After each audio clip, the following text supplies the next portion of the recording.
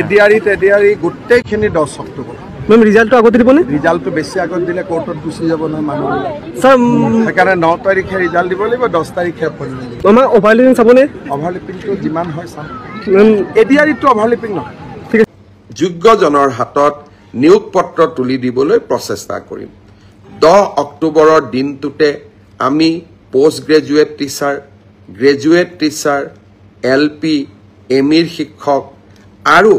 স্বাস্থ্য বিভাগৰ বিভিন্ন পৰীক্ষাত উত্তীৰ্ণ হোৱা আৰু এডিআৰিৰ পৰীক্ষাত উত্তীৰ্ণ হোৱা এই আটাইসকলকে একেলগে খানাপাৰা ফিল্ডলৈ মাতি আনি আমি নিযুক্তি পত্ৰ আগবঢ়াম মোক কোনোবাই সুধি থাকে পুলিচৰ ৰিজাল্ট কেতিয়া দিব সকলো ৰিজাল্ট আমি এনেকে দিম যাতে আপোনালোকৰ হাতত আমি 10 অক্টোবৰৰ দিনাখন আমাৰ নিযুক্তি পত্ৰ আমি হাতত তুলি দিব পাৰোঁ বহুতে মোক সুধিছে যে এডিআৰিৰ নতুন এডভাৰটাইজ কেতিয়া হ'ব পুলিচৰ নতুন এডভাৰটাইজ কেতিয়া হ'ব মই আশা কৰোঁ অক্টোবৰ মাহত নিযুক্তি পত্ৰ দিয়াৰ পিছতেই আমি নৱেম্বৰ মাহত নিশ্চয়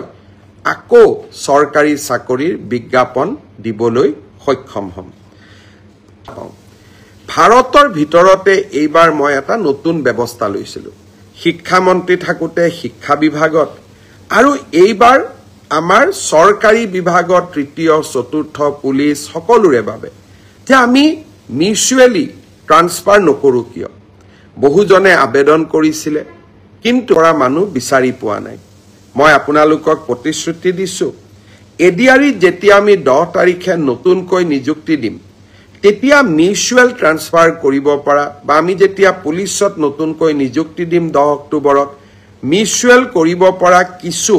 আৰু স্কোপ আমাৰ সন্মুখত ওলাই আহিব লগে লগে নৱেম্বৰ মাহত আমি আৰু এবাৰ মিউচুৱেলৰ পৰ্টেলটো মুকলি কৰি দিম যাতে আপোনালোকে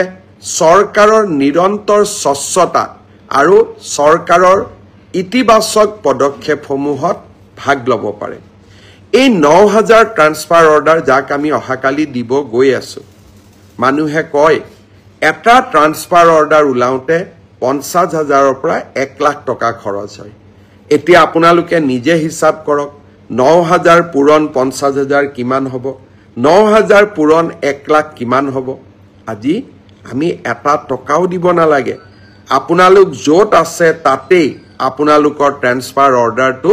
আমাৰ পোৰ্টেলৰ পৰা ডাউনলোড কৰি নতুন জাগাত যোগদান কৰিব পাৰে এআই হৈছে নৰেন্দ্ৰ মোদী ডাঙৰীয়াৰ সংকল্প এআই হৈছে আমাৰ সংকল্প যে লাহে লাহে আমি প্ৰণালীবদ্ধভাৱে সিস্টেম ইমপ্ৰুভমেন্টৰ জৰিয়তে আমি দুৰ্নীতিবোৰ নোহোৱা কৰিম